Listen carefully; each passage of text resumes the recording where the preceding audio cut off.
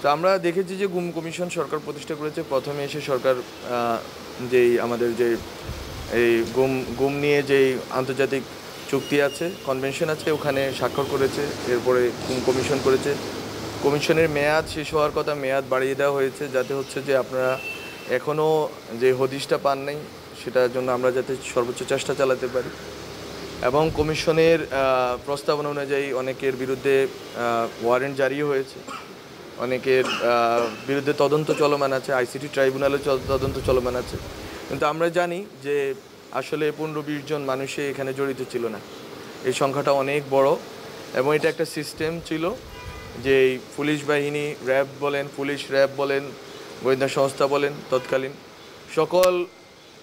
সকল অ্যাপারেটাস, রাষ্ট্রের সকল সংগঠন অঙ্গকে এখানে জড়িয়ে ফেলা হয়েছিল এবং ওদেরকেও তো পলিউটেড করা হয়েছে এবং ওদের মাধ্যমে বাংলাদেশের জনগণের উপর নিপীড়ন চাপিয়ে দেওয়া হয়েছে।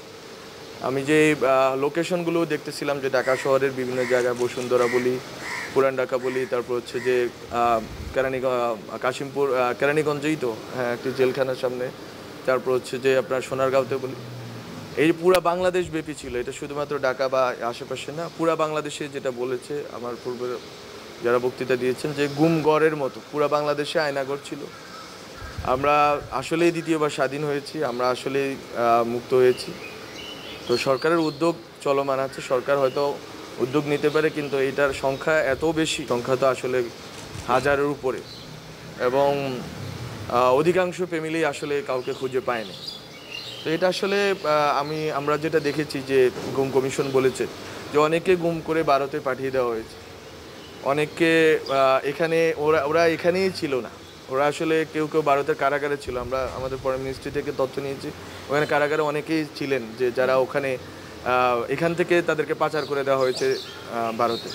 তো এখানে আসলে আমাদের বাংলাদেশে একটা এমন একটা ব্যবস্থা চালু হয়েছিল যেটা আসলে একটা যুদ্ধ অবস্থার মতো, যে এখানে যারাই রাজনৈতিক বিরোধিতা করতেছে তাদেরকেই সন্ত্রাসী, জঙ্গি, অগ্নি সন্ত্রাসী, আরও অনেক ট্যাগ দিয়ে তাদেরকে গুম করাটা, তাদের স্বজনদেরকে আতঙ্কগ্রস্ত রাখাটাকে একটা স্বাভাবিক করে তোলা হয়েছিল, যে ওরা যেহেতু সন্ত্রাসী ওদেরকে মারাই যায়।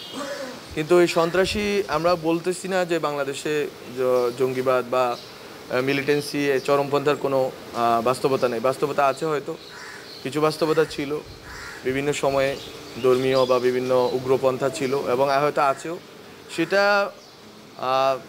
সেটাকে মোকাবেলার পথ খুবই স্পেসিফিক এবং স্পেসিফিক লোকদেরকেই। কিন্তু হাসিনা এটাকে পুরো বাংলাদেশের জনগণের উপর চাপিয়ে দিয়েছিল, পুরো বাংলাদেশের জনগণকেই সন্ত্রাসী, জঙ্গি এবং তাদেরকে রাষ্ট্রবিরোধী হিসেবে পোট্রে করা হয়েছিল এবং তাদেরকে গ্রেপ্তার করা না, শুধু তাদেরকে গুম করা, তাদেরকে হত্যা করা নৃশংসভাবে।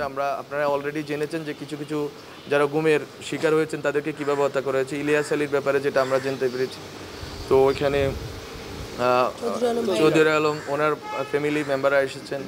এছাড়া আপনারা জামাতের যে 2 জন যারা বের হতে পেরেছেন, ওনারা অনেক সৌভাগ্যবান আমি মনে করি।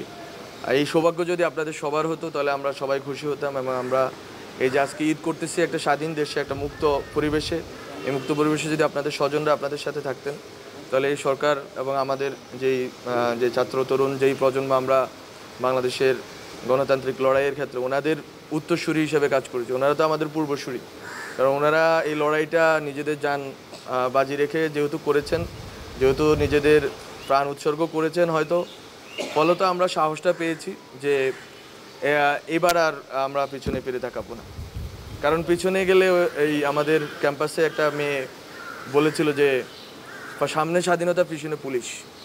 এটাই হচ্ছে সত্য ছিল বাংলাদেশের জন্য। আমাদের পেছনে যাওয়ার কোনো পথ ছিল না, আমাদের পথ ছিল একটাই, যে কোনো মূল্যে হাসিনা পতন এবং এই ফেসিবাদী ব্যবস্থার বিলোপ ঘটানো এবং একটা নতুন রাজনৈতিক বন্দোবস্তের কথা আমরা বলতে চেয়েছি, যেখানে আসলে কোনো মানুষের মানবাধিকার লঙ্ঘন হবে না, সন্ত্রাস, জঙ্গি এসব বলে কাউকে গুম করা হবে না, কোনো ফ্যামিলি মেম্বারদেরকে এইভাবে 12 বছর 14 বছর অন্ধকারে রাখা হবে না, যে আসলে কেউ জানতেছেই না যে আসলে তারা কোথায় আছে। তো আমাদের চেষ্টা আমরা অব্যাহত রাখবো, আমরা যতদিন আছি।